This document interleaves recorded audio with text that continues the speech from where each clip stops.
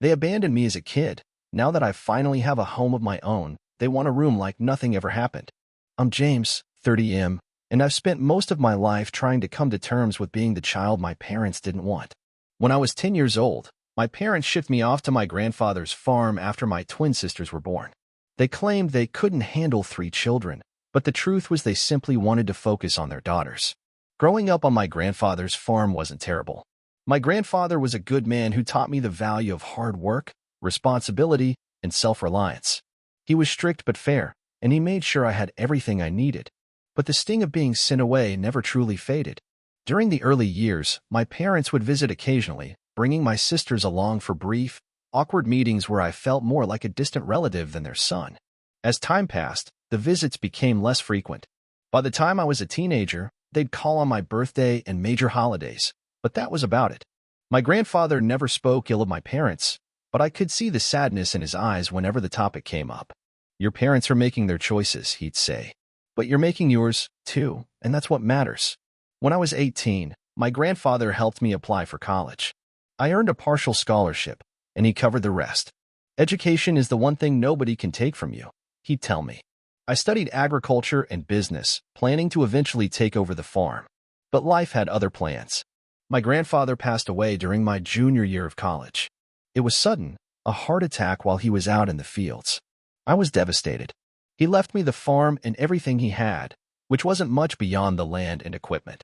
My parents showed up for the funeral, of course. They hugged me and told me how sorry they were, but there was this strange distance between us that never went away. After graduation, I threw myself into modernizing the farm. I implemented new techniques, invested in better equipment, and expanded our crops. Within 5 years, what had been a modest family farm turned into a successful agricultural business. I hired staff, purchased adjacent properties, and built a reputation in the community. Last year, I decided I needed a change. I'd built something meaningful at the farm, but I wanted to experience life in the city. I found a competent manager to run the farm's day-to-day operations and bought a spacious 4-bedroom house in a suburbs outside the city where my parents live. I wasn't necessarily looking to reconnect with them, but I thought being closer might at least give us the opportunity to establish some kind of adult relationship. I've been in my new house for 3 months, and life was going well until yesterday. My mother called, her voice unusually cheerful, and asked if she and my father could come over for dinner. I was surprised, but agreed. They'd never shown much interest in my life before, so I was curious about this sudden desire to connect.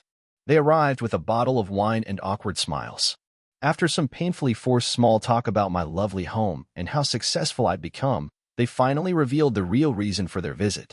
We've decided to sell the family home, my mother announced, swirling her wine. It's just too big for us now that the girls are gone. That makes sense, I replied, not sure why this required a personal visit to discuss. My father cleared his throat. We're looking at our options, and we've realized how perfect this situation is. You have this big house with extra bedrooms, and we need a place to stay while we figure out our next move. I stared at them, waiting for the punchline. It never came. You want to move in with me? I finally asked. Just temporarily, my mother said quickly. Maybe a year or so while we decide where to retire.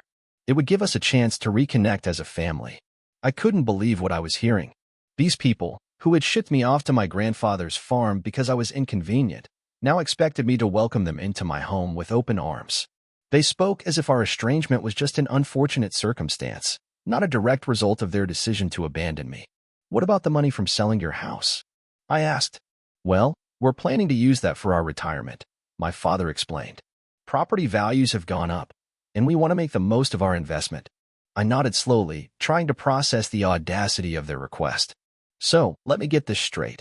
You want to sell your house, pocket the money, and live with me rent-free while you plan your retirement. They exchanged glances. When you put it that way, it sounds bad, my mother said. But we're family, James. Family helps family. Family. The word felt hollow coming from her lips. Where was this family sentiment when they sent their 10-year-old son away? I need some time to think about this, I said finally. They left shortly after, clearly disappointed by my lack of enthusiasm. As I cleaned up after dinner, memories of my childhood came flooding back. Watching from my grandfather's porch as my parents' car disappeared down the driveway, the birthday cards with impersonal messages, the Christmas calls that always felt rushed. Now I sit here, typing this out, wondering if I'm the unreasonable one. Am I holding on to childhood grudges too tightly?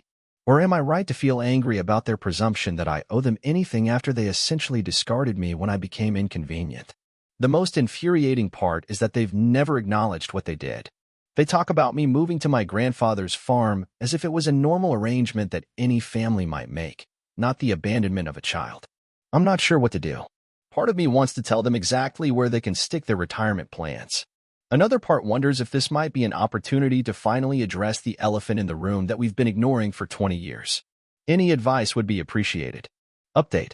The confrontation. It's been 2 weeks since my last post, and a lot has happened.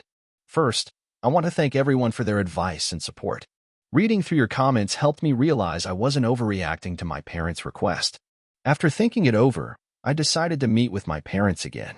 I invited them back to my house, determined to have an honest conversation before making any decisions about their living situation.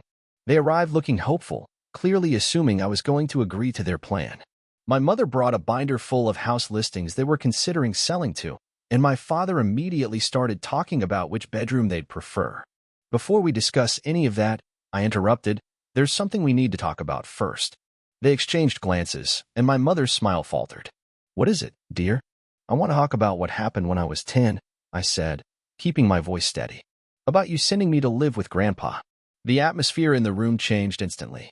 My father shifted uncomfortably in his seat, and my mother's expression hardened. "That was a long time ago, James," she said dismissively. "I don't see why we need to dredge up ancient history." "Because it's not ancient history to me," I replied. "It's the foundation of our entire relationship. You sent me away when I was a child, and we've never addressed it." My father cleared his throat. "Your grandfather was getting older, and he needed help around the farm. It was a practical decision." "That's not true," I said, feeling my temper rising. "Grandpa never asked for me to be sent there. He told me so himself." "Well, we had the twins to think about," my mother said defensively. "They were babies. They needed our attention." "And I didn't," I asked. "I was 10 years old." My father's face reddened. "You're making it sound like we abandoned you." "We visited. We called. Not often enough," I said, "and never when it mattered." "Do you know who taught me to drive?" "Grandpa." "Do you know who helped me with my college applications?" "Grandpa." "Do you know who was there for me when I had my heart broken for the first time?" "Grandpa." My mother's lips were pressed into a thin line. "We did the best we could with the circumstances we had." "No, you didn't," I said, finally letting out the words I'd held back for 20 years. "You chose the circumstances. You chose to keep the twins and send me away. You chose to be parents to them, and not to me." "That's not fair," my father protested. "We always considered you our son." "Really? When was the last time you asked about my life? Do you even know what crops I grow on the farm? Or the name of the woman I dated for 3 years before we broke up last summer?" Their silence was answer enough.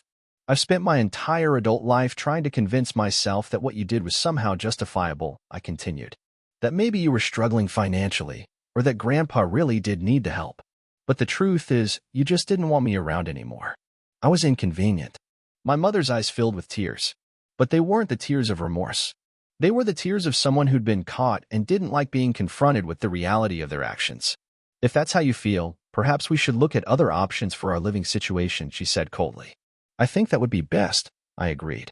"Because the truth is, I don't want you living here. Not because I'm trying to get revenge or because I'm still angry about the past. Although I am. But because we don't have the kind of relationship where living together would make any sense." My father stood up abruptly. "I think we're done here. Come on, Diana." As they headed for the door, I felt a strange sense of relief wash over me. For the first time, I'd said what I really felt instead of swallowing my hurt to keep the peace. "For what it's worth," I called after them, "I would have been open to helping you find an affordable place to live, or even lending you money if you needed it. But not without acknowledging what happened between us." My father paused at the door but didn't turn around. My mother grabbed his arm and pulled him outside. The door closed behind them with a finality that felt like the end of a chapter.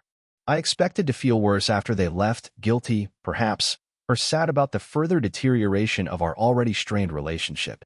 Instead, I felt lighter, as if a weight I'd been carrying for 20 years had finally been lifted from my shoulders. That night, I received a text from my sister Emily. "Mom and Dad seemed upset when they got home. Did something happen?" I stared at the message, unsure how to respond. My relationship with my sisters has always been complicated. They were too young to remember me living at home, and by the time they were old enough to understand, the narrative had already been established. Their older brother lived on a farm with their grandfather. It was normal, natural, nothing to question. I typed out a brief response. We had a disagreement about some potential living arrangements. Nothing for you to worry about. Emily replied almost immediately. Want to grab coffee this weekend? Just you and me. That was unexpected. Emily and I have had a cordial but distant relationship over the years. We see each other at holidays, when I attend, and occasionally text on birthdays, but we've never spent time one-on-one. Sure, I responded, curious about what she wanted to discuss. Later that evening, my phone rang. It was my other sister, Sophie.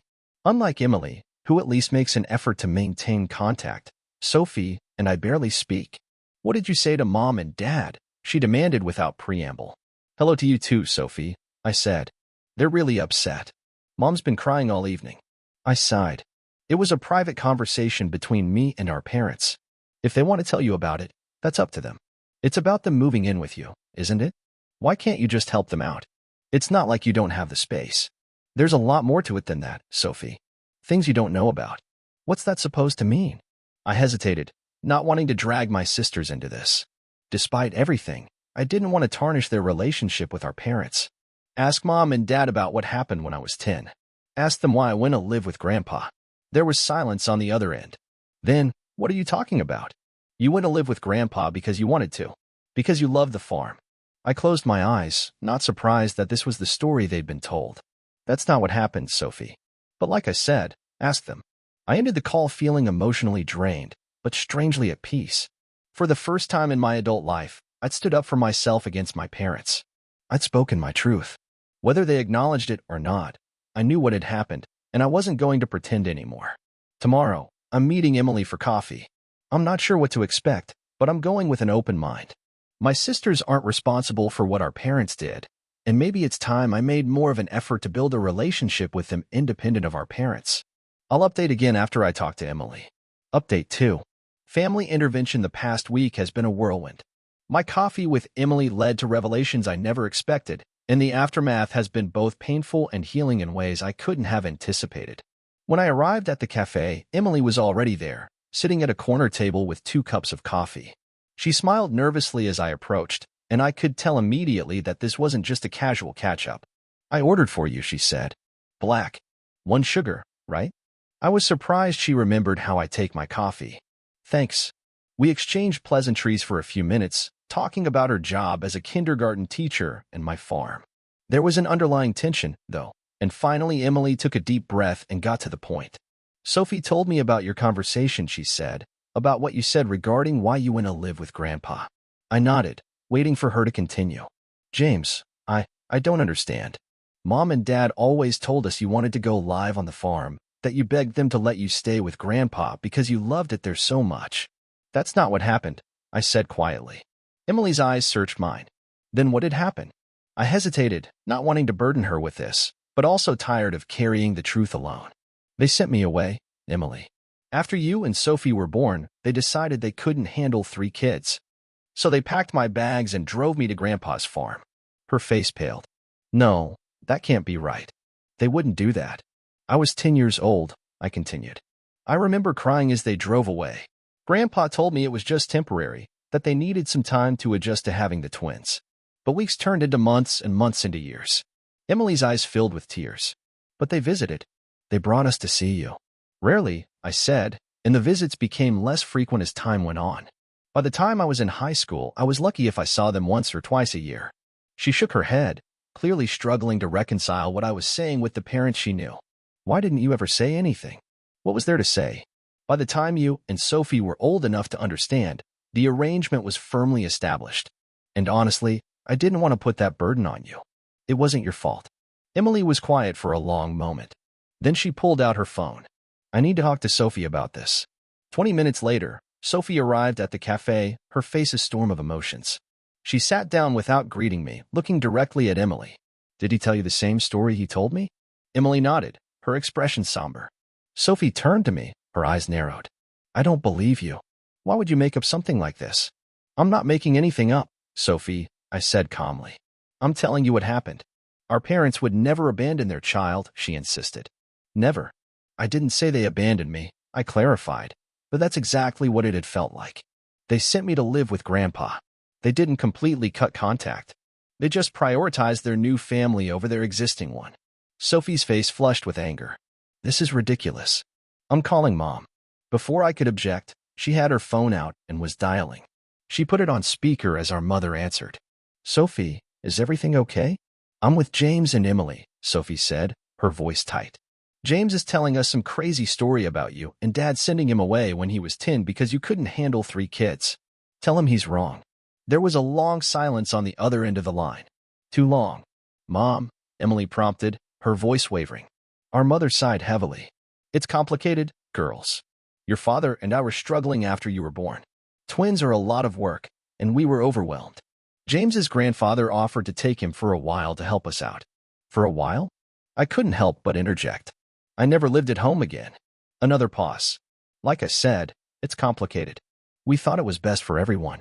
Sophie's expression had transformed from anger to shock. So it's true. You sent him away. We made the best decision we could at the time, our mother said defensively. And James was happy at the farm. He adjusted well. Because I didn't have a choice, I said. Grandpa made it work, not you. Emily wiped tears from her cheeks. Mom, how could you?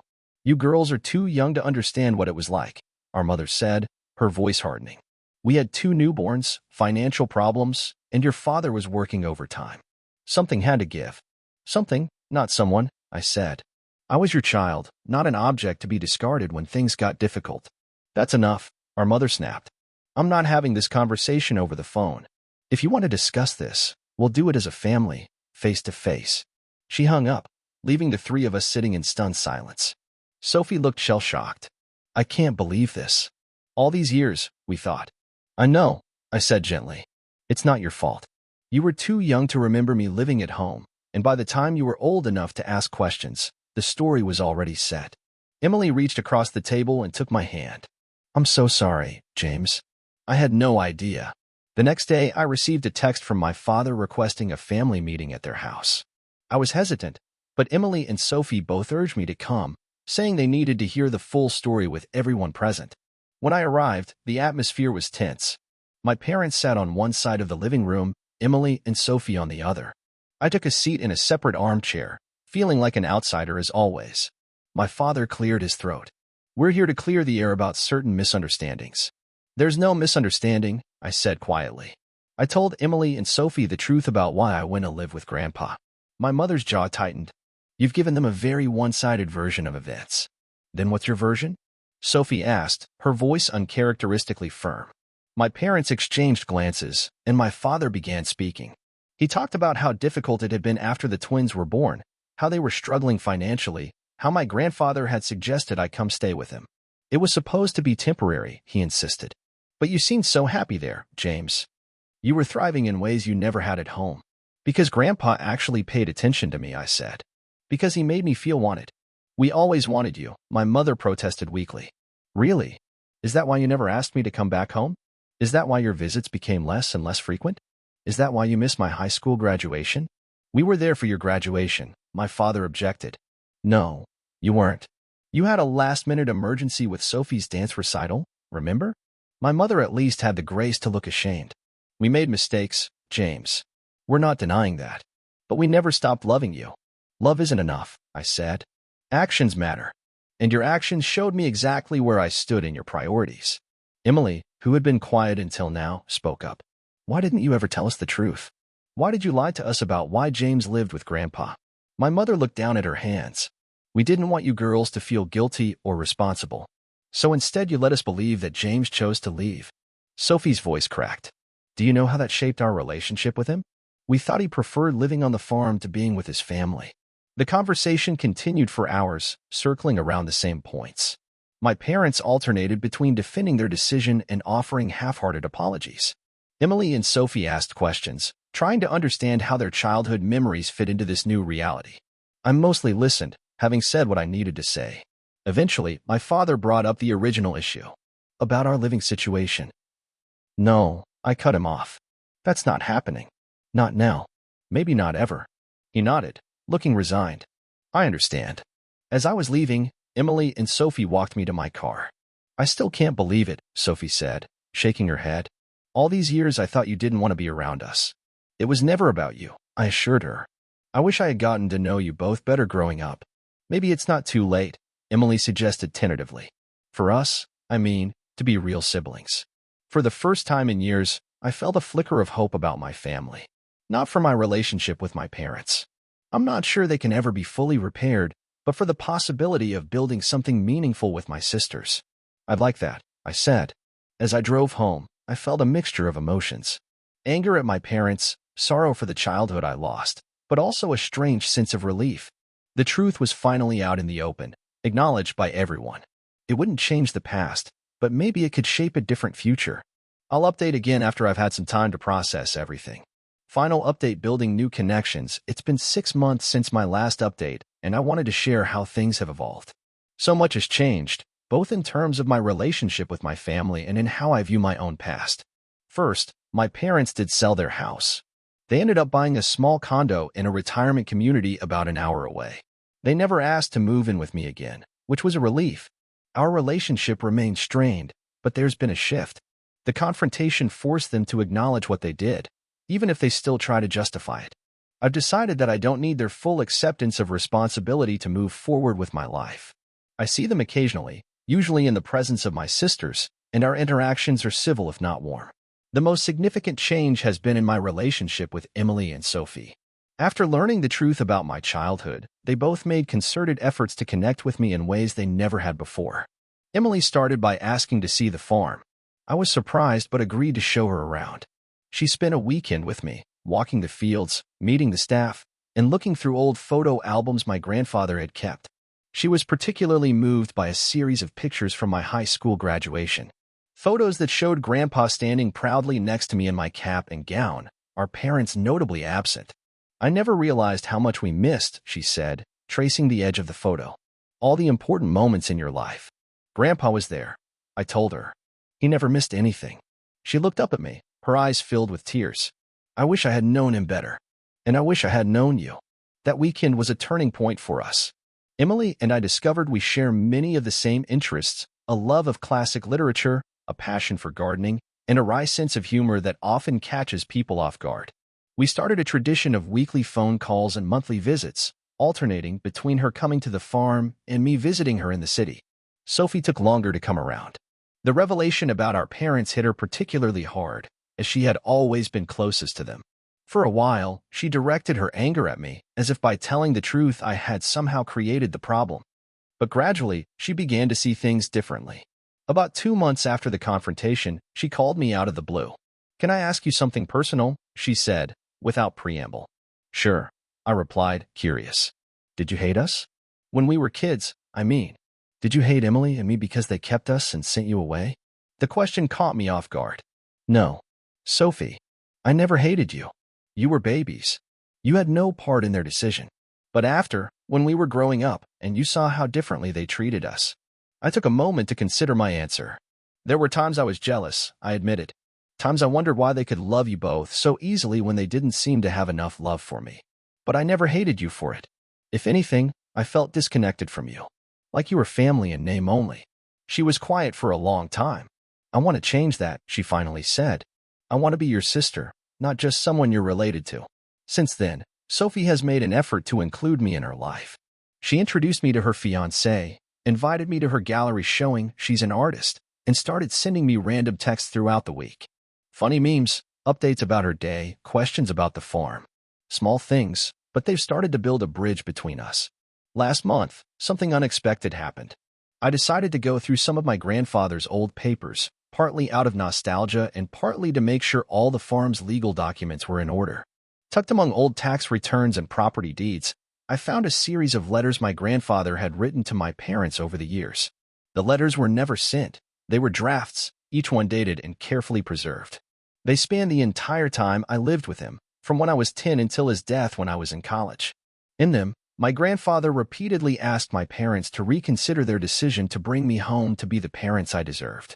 "James asks about you constantly," he wrote in one early letter. "He sleeps with his bag packed for the first 3 months, certain you would come for him any day." In another, "He's made the honor roll again.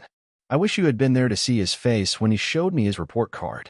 He looked for your car every day that week, hoping you'd come to celebrate with him. And later, as I entered high school, he doesn't ask about coming home anymore. I think he's accepted that this farm is his home now. But sometimes I catch him staring down the driveway, and I know he's still waiting for you. Reading these letters was like reopening an old wound. I could feel the pain of that abandoned child all over again, the confusion, the constant hope that somehow, someday, my parents would want me back. But there was something healing about it, too. My grandfather had seen me. He had recognized my pain, even when he couldn't fix it. He had been my advocate, even if his advocacy fell on deaf ears. I decided to share the letters with Emily and Sophie. They came to the farm one weekend, and we sat on the porch, the same porch where I had watched my parents drive away all those years ago, and read through my grandfather's words together. Sophie cried openly, her head in her hands. Emily sat very still, her face pale, occasionally reaching out to touch my arm as if to reassure herself that I was really there. "I don't understand how they could do this," Sophie said finally, her voice hoarse. "I don't either," I admitted. "I'm not sure I ever will."